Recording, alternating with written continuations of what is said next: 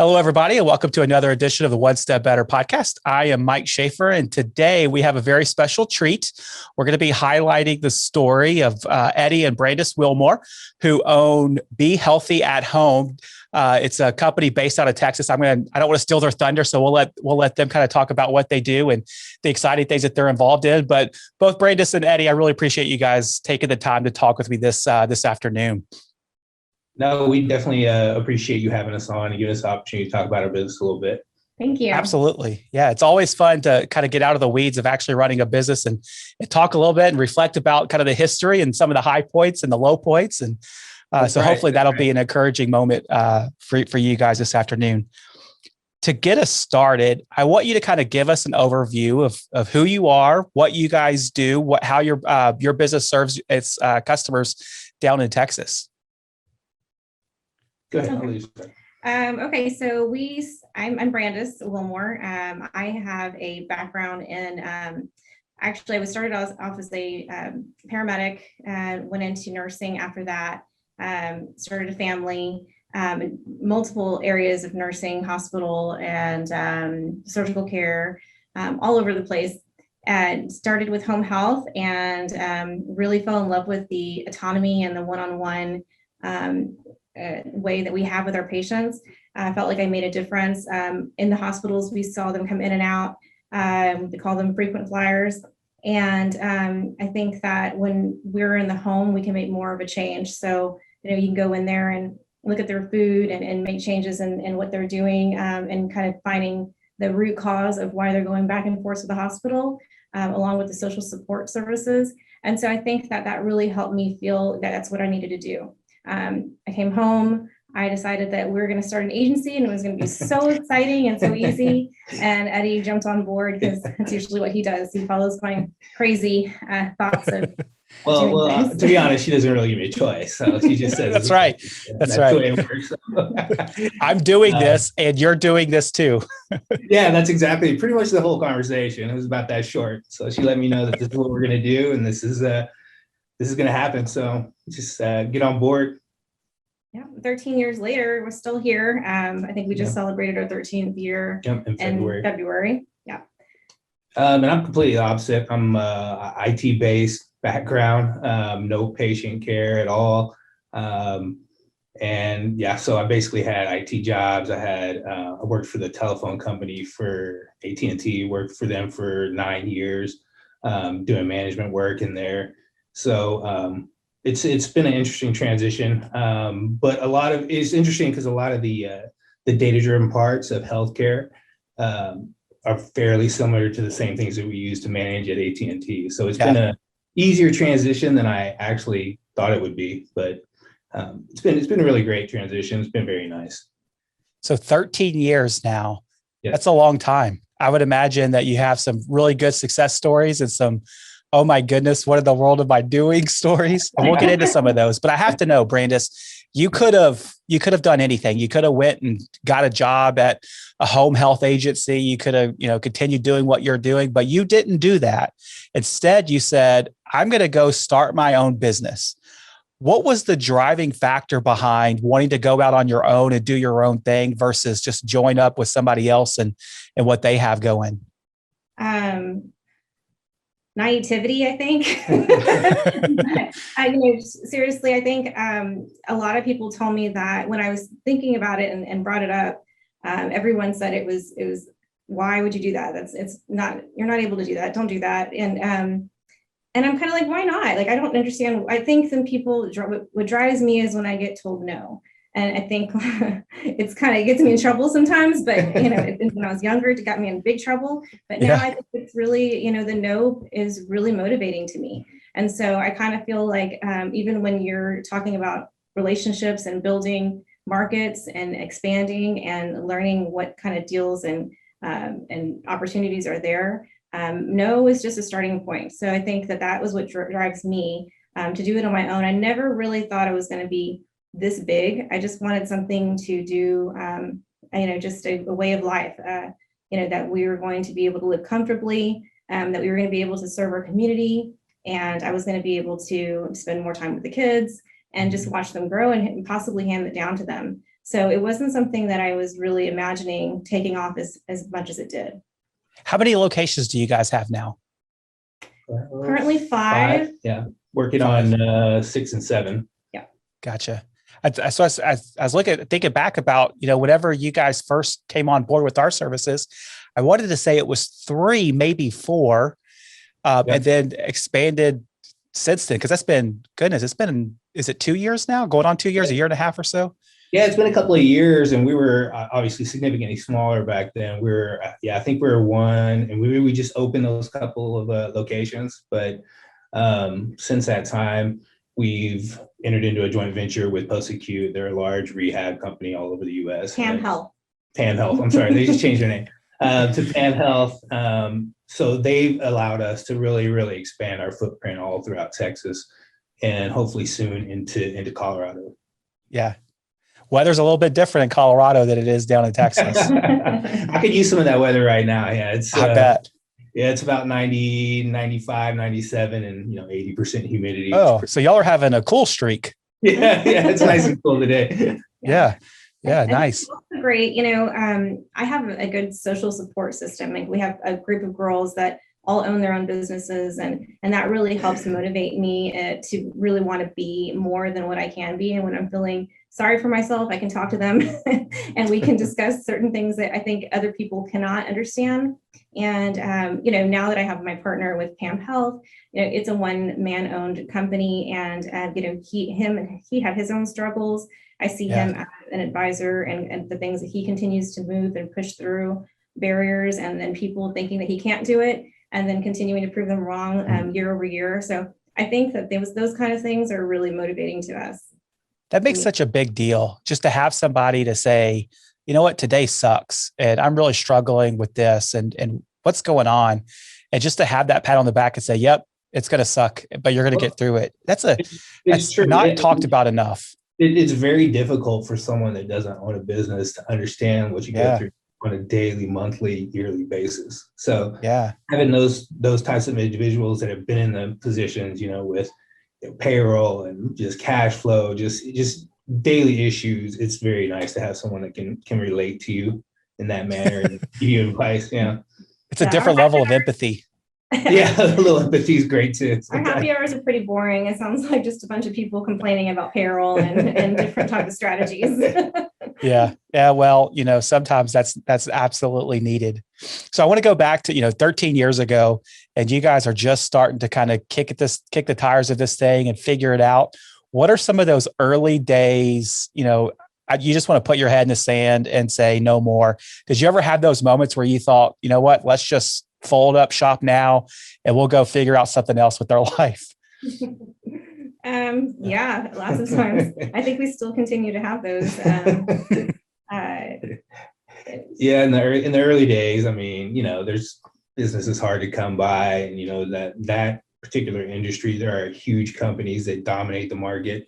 Yeah. So a startup with 5 people total working there, it's very difficult to get a hold on business, and getting patients, market, everything that goes along with business. And we were lucky enough to just stumbled upon some friends that were in the industry.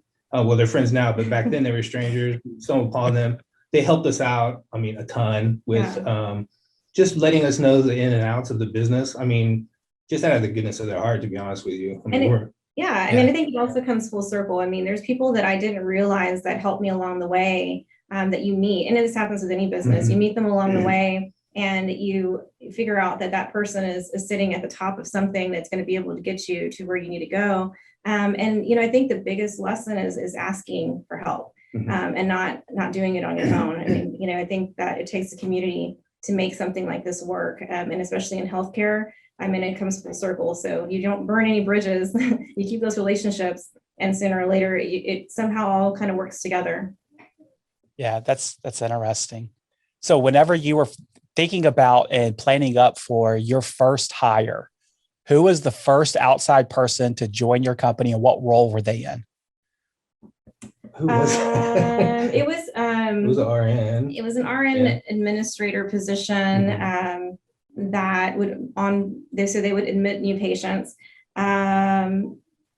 they're no longer with us. Sure. It was a short run. Yes. That's first hire. But yeah, that's and it was a good friend that had zero experience. And I came in and said, it's going to be easy. I'll teach you everything. Yeah. And sometimes you forget that home health is a beast that takes a certain type of person to love. Yeah, no kidding. So as you hired that person and began to try to figure things out, what are some of the things that you wish you could go back and do over again? Because, I just really messed that up. I could probably answer some of that. I think the main thing is not to hire family to help you, to be honest with you. Depends on the family, but you view them as someone that you can trust and that they'll take care of your business for you. And in our particular case, it turned out to be exactly the opposite. So that would be one of the main things is better diligence hiring on at the beginning. Yeah. What are some of the bigger challenges? Go ahead. Sorry. Oh, I'm just saying, hiring the right person and not just trying to fill, a seat. Spots, yeah. Yeah. Are you guys, a lot of the business owners that I'm talking with around now, one of their bigger struggles is staffing. Are you guys running into personnel issues and having the ability to bring on the right people? Is that a big challenge for you guys right now? Yeah, I mean, absolutely. It's clinical issues right now. So clinicians are extremely hard to find. The hospital systems are hiring them at, well above what we can pay in general. Yeah. So the nursing, the therapists, they're all committed to hospitals or insurance companies or the guys with humongous pockets that can pay them unlimited amount of money. I think what also comes against us is that in home health was you had the more older nurses or seasoned nurses, and now they're retiring, so they're exiting that industry. And so I think what we've been really focusing on is going to these new grad programs, really getting involved in the education to show that home health is an industry that people can embrace, and it's not going away, it's just growing. And now that with COVID has really made a big spotlight on us, and so we now have a seat at the table, and people are starting to take this seriously as a good business. As industry, right? Did you guys, when COVID first kind of started getting introduced back, March-ish of 2020, from that time in kind of those early days, did you start to see a spike of business because people were wanting to, I guess, more kind of isolate at home and seek and have care at home? Right. Yeah. So they didn't want to be in facilities, so hospitals, like the rehab. So they all wanted to go home to be safe, and that spiked our business in a huge way. So they would discharge early to home. We would get sicker patients than we're generally used to, but as far as business, it drove our business significantly from March even till now. Yeah, it was an interesting curve. It went initial decrease and then instantly spiked up, and then it's like they had remorse of going back too soon or not really wanting anybody in their home. So it had to be a creative approach and making sure that the patients were safe at home, they had family, that we had a presence, but then we couldn't necessarily go into their home because they weren't letting us. So we had to try again a lot of the Zooms and virtual telemonitoring. That really came into play. It's expensive. We still don't get reimbursed for it. So as an industry, we don't get reimbursed for telemed at all. Physicians, other systems do, but unfortunately we don't at this time. It's going to be interesting to see how those trends continue forward, because I think I think a lot of people got a lot more comfortable with that type of care. And to see how that's going to continue out in the future is going to be interesting, because that's going to have a major effect on you guys and what y'all do overall. Do you think that's going to continue out, or do you think the kind of things will start to more normalize back into your industry? Oh, I think it's just going to increase significantly. I mean, I think there are so many different platforms right now to choose from. So, I think the cost is going to come down naturally. And I think that we will get some kind of payment. There's legislation. Packet. There is legislation out there to get us paid for those types of visits. And I mean, I would hope it's only a matter of time before we start getting reimbursed for that. The greatest thing about that is, again, people tell me no, and I'm always thinking innovation, and people tell me to slow down. My ADD gets the best of me. But I think that I invested in telehealth 3-4 years ago, and spent a lot of money on robots and telemonitoring, remote patient monitoring, and different things like that, because I wanted to set myself apart from all these other huge, big company competitors.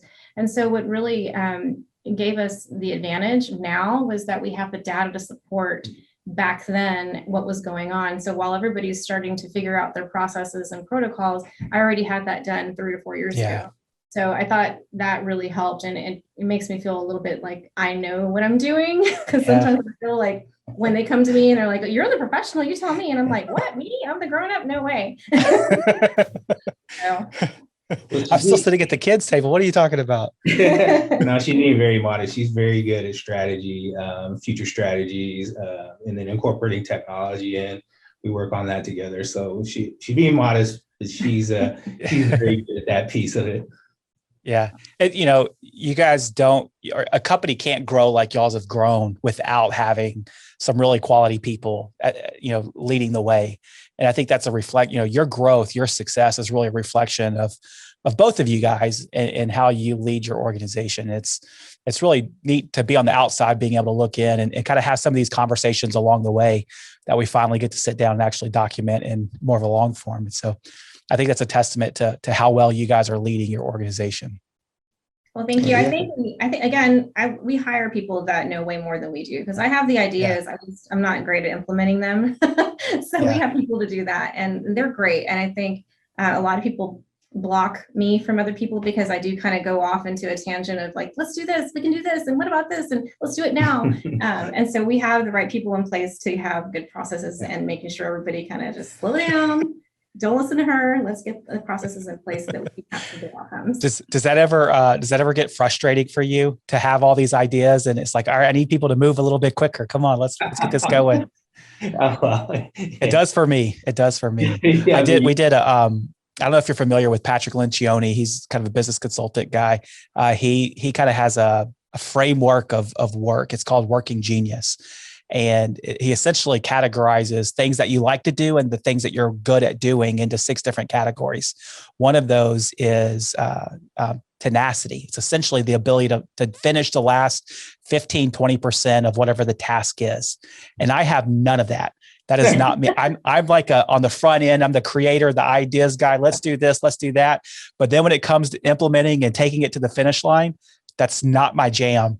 And sometimes that frustrates my team because they're like, "Mike, we got to get this finished before we can move on to the next thing." And that sometimes frustrates me because it's like, we'll figure that out later. Let's go this route. Do you experience the same thing where it's like, it's kind of a push and pull with your people about those things? You and Brandis are pretty much twins in that department. Yeah.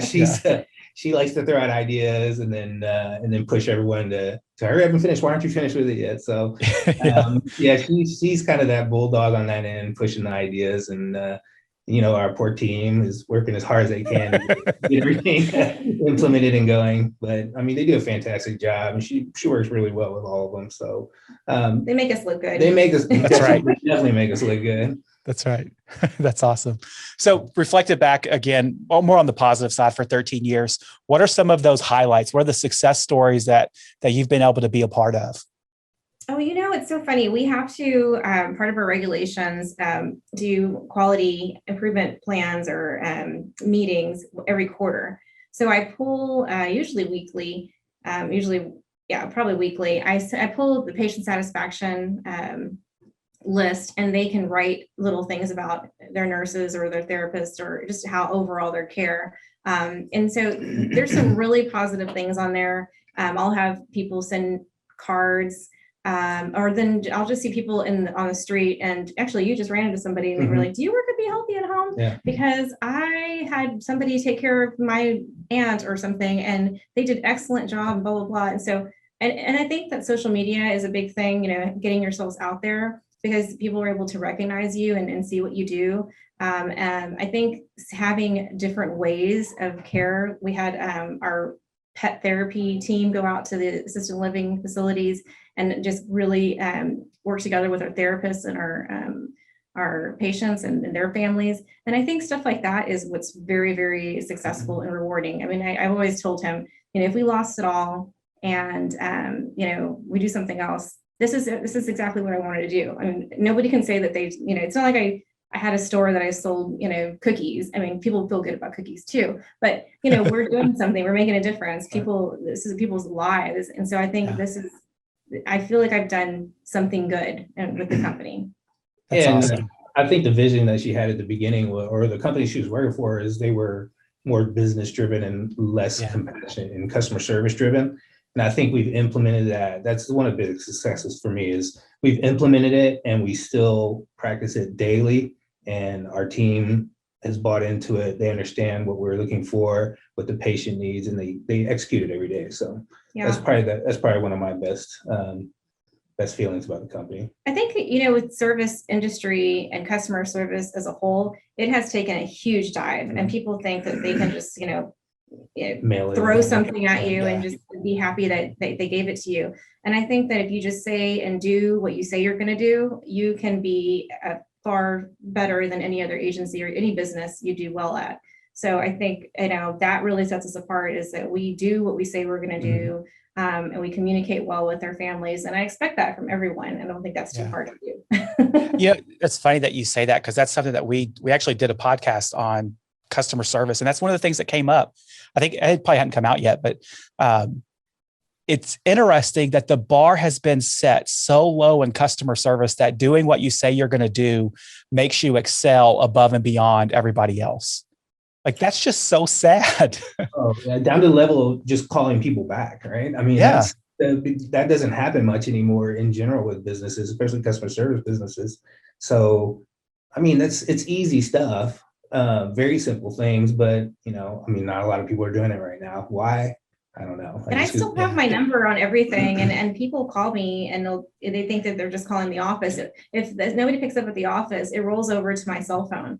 So it's really kind of interesting to see some of the calls that I get. So I know the day-to-day complaints and frustrations and wait times. And so we go through those constantly, because that's really a big thing to me. You drop what you do and you handle the situation, and you speak to them with compassion, and you understand they're frustrated.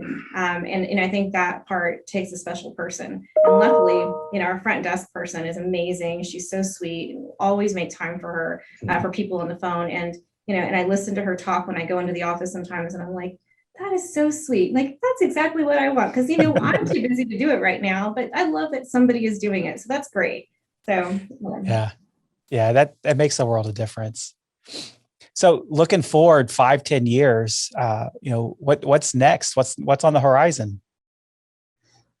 Well, we're going to take over. No, we're going to take over the world. We're going to take over as many areas of the U.S. that we can, kind of match our partners, Pan Health. We're going to match them everywhere that they have a location. We're going to try to match them with a home health. So that's the ultimate goal in the next 5-10 years.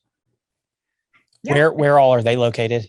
You mentioned all over, like hundreds of locations. Oh yeah, Florida. They have a lot of locations. They have Texas Las Vegas. Is the biggest. Las Vegas, yeah. So I think they're at like 53 hospitals. I want to say. I don't quote me, but I know that they're also acquiring many and building many. So they're just a beast of a system. And I think they changed to the health. I mean, I'm not going to speak for them, but I think they changed to PAM Health because of the fact that it no longer just is IRFs, inpatient rehab facilities, and LTACs, short-term, long-term care hospitals. They wanted to capture the full spectrum, which is why, partnership with us, and then tapping into the behavioral health and really investing in their outpatient systems and really feeling how far they can go as a company. And when it comes to the healthcare, I think that's amazing. And just to be part of that system is just amazing. So I can't explain how much of a blessing that is and how that came about. I don't even know. Again, it's just those things that people, one person and this person is the other person, and you're just talking to the right person, and it could have happened to anyone. And again, like you said, I'm not giving anything they're special. I don't have a hidden secret. I think the thing is when when people come to work for us, it's just about personal communication and care and giving that customer service. So. Yeah, and it's amazing. I mean, it's amazing. A passing thing, 13 years ago, Brandon, so I'm going to start this company. Okay, fine. It's turned into this is, I mean, it's unbelievable. It's quite an accomplishment. It shows the kind of hard-headedness that Brandis has. She won't say no for an answer, and it's gonna happen. She's gonna make it work. So. He wasn't always the smiling. I tell you what, Eddie, you're a good wingman. You're always encouraging. That's nice. Yeah. That's nice. Well, I have all these wrinkles in my edge, from frowning for the first 13 years. So I'm gonna try to be happy for the next part of it. Finally get to relax a little bit and open up. Yeah, that's nice. Well, I know for the past couple of years that we've been able to work with you, it's been a joy getting to know you, getting to know your organization, helping where we can. I think that I know Eddie, from goodness gracious, first conversation way back when, between the two of us, it was pretty clear that you guys were doing something special and really you had your ducks in a row and had things figured out. And to see the success that you guys have had over the past couple of years has been really encouraging. And so I appreciate you guys taking the time out of your day to talk with me. Tell our listeners a little bit, if they want to know more about what you guys are doing or connect with you, how can they find you? Well, we have social media. So we have a presence on LinkedIn, Be Healthy at Home. I have a Facebook page, Be Healthy at Home. And again, my direct email is brandis@behealthyathome.com. And you can usually all of our Eddie at behealthyathome.com. So give that one up. And we're really pretty approachable people and always looking for good relationships and partnerships. Absolutely. Excellent. Well, thank you guys very much. And if you're a listener, we would love for you to subscribe to our channel. Make sure you don't ever miss an episode of the One Step Better podcast. If you have questions for us, you could always reach us at onestepbetter@patrickcounty.com. Remember to follow us on social media, all the places that you listen to podcasts, and we'll look forward to seeing you guys next time. Thanks. Have a great day. Thank you. Thank you.